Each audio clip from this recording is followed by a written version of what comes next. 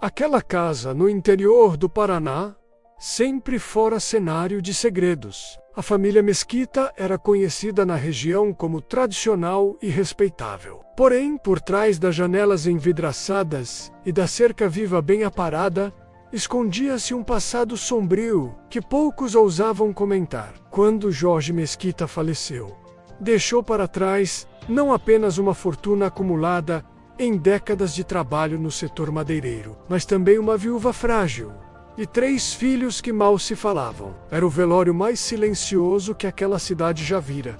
Ninguém chorava, ninguém trocava olhares. O filho mais velho, Renato, veio de São Paulo de última hora. Era advogado, bem-sucedido, mas havia cortado relações com a família após um incidente ocorrido 10 anos antes, cujo motivo era mantido sob silêncio. Ninguém jamais soube o que de fato acontecera entre ele e o pai. Juliana, a filha do meio, era enfermeira e morava com a mãe desde que abandonara o noivo no altar, em circunstâncias misteriosas. Não trabalhava havia meses, e sua presença ali parecia mais obrigação do que luto.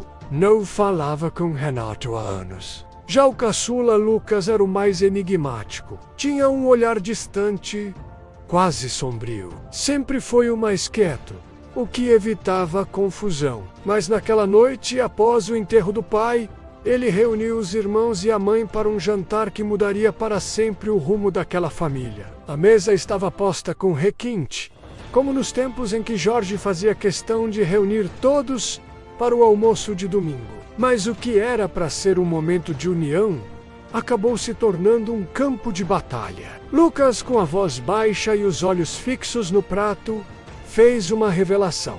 Ele contou que nos últimos meses havia descoberto que o pai escondia um testamento diferente do oficial e que nesse documento secreto, Jorge deixava tudo para uma quarta pessoa, uma filha bastarda que ninguém conhecia. O silêncio foi instantâneo. A mãe empalideceu. Renato riu, achando que era uma piada. Juliana ficou estática, segurando o garfo no ar. A mãe, Dona Marta, apenas baixou a cabeça e murmurou uma frase que arrepiou todos.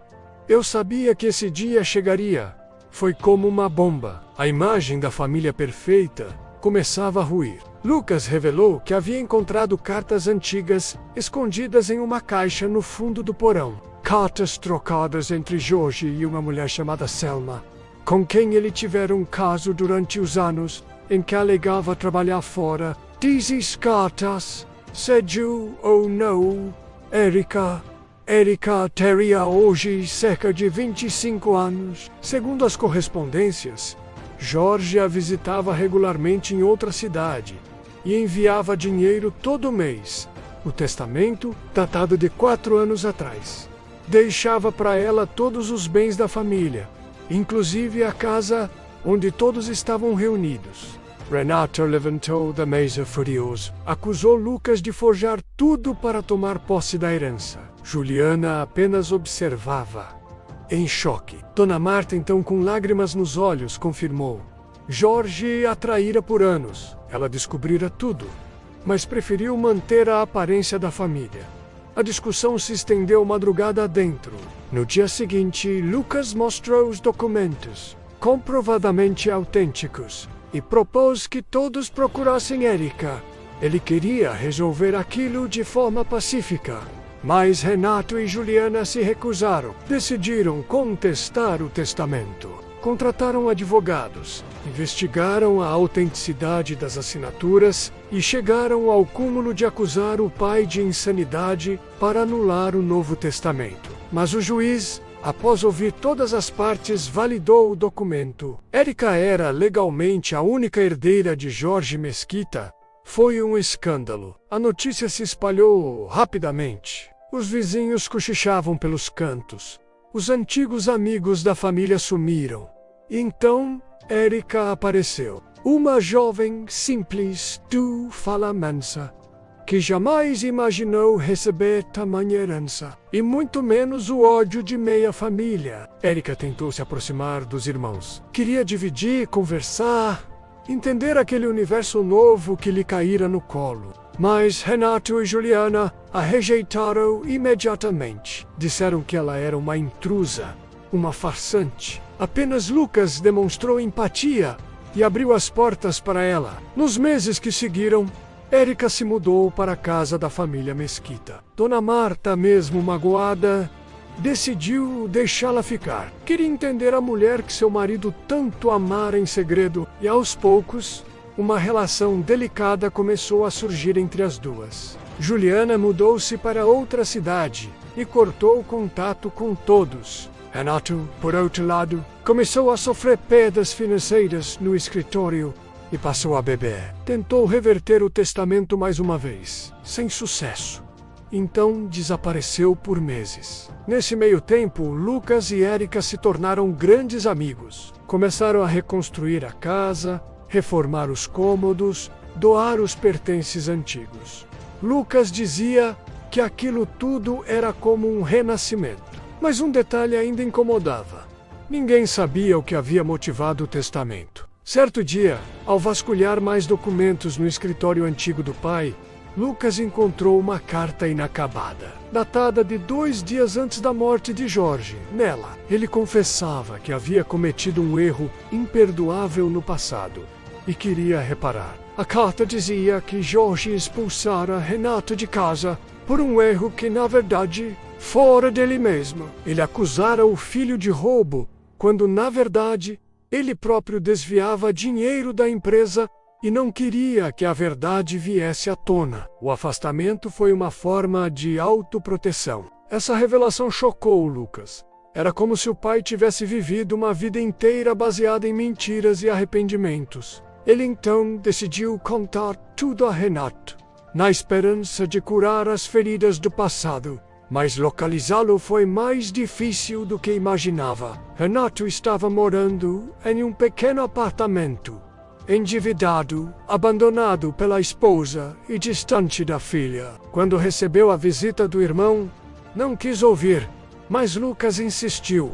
Leu a carta, mostrou os papéis, e algo no olhar de Renato começou a mudar. A raiva deu lugar ao vazio e depois ao choro. Pela primeira vez em décadas, Renato chorou por dentro. Chorou pela juventude perdida, pela relação com o pai, pela arrogância que o afastou de tudo e todos. Aceitou voltar para casa, para pelo menos conversar com Érica.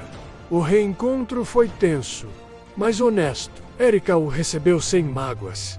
Disse que não queria tomar o lugar de ninguém. Só queria entender quem era aquele homem que lhe deu a vida, mesmo em segredo.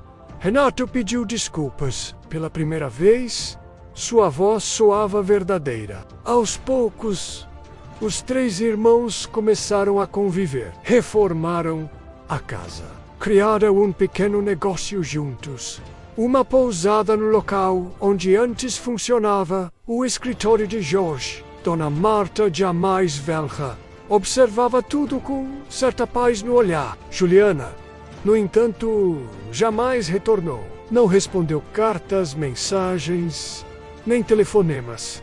Sumiu como quem quer apagar o passado. Ninguém sabia se ela ainda nutria ódio ou apenas preferia esquecer tudo. Anos se passaram, a pousada se tornou referência na região. O nome Casa Érica, como homenagem ao recomeço. O que nasceu de um escândalo se transformou em um espaço de acolhimento, histórias e reconciliações. As mágoas não sumiram, mas cicatrizaram. Lucas, que sempre fora o mais discreto, tornou-se o pilar da nova família. Foi ele quem costurou as feridas, que trouxe a verdade à tona, que acreditou que o amor, mesmo em meio à dor, podia prevalecer. E de fato, prevaleceu. Na inauguração oficial da pousada, Érica fez um discurso breve, mas emocionante. Disse que havia herdado muito mais do que bens. Herdou também o peso de uma história que não era dela, mas que agora se misturava com a sua. E que tudo o que queria era pertencer. Renato, ao seu lado, apenas segurou sua mão. Era o gesto que faltava para selar aquele novo começo.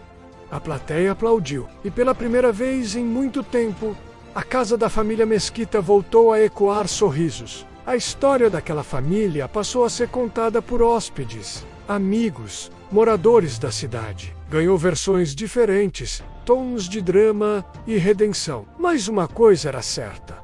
Todos se lembravam que, um dia, a verdade veio à tona e mudou tudo. Se você olhar hoje para aquela casa, vai ver mais do que um lugar bonito. Vai enxergar camadas de vidas, erros e perdões entrelaçados. Uma história que, mesmo estranha, fez sentido no fim. E que talvez só pudesse acontecer dentro de uma família. E assim termina a história da filha escondida, do testamento secreto, das mágoas expostas. Uma história real, ou talvez exagerada pelo tempo, mas que permanece viva no coração de quem acredita que toda a família, por mais imperfeita que seja, merece uma segunda chance.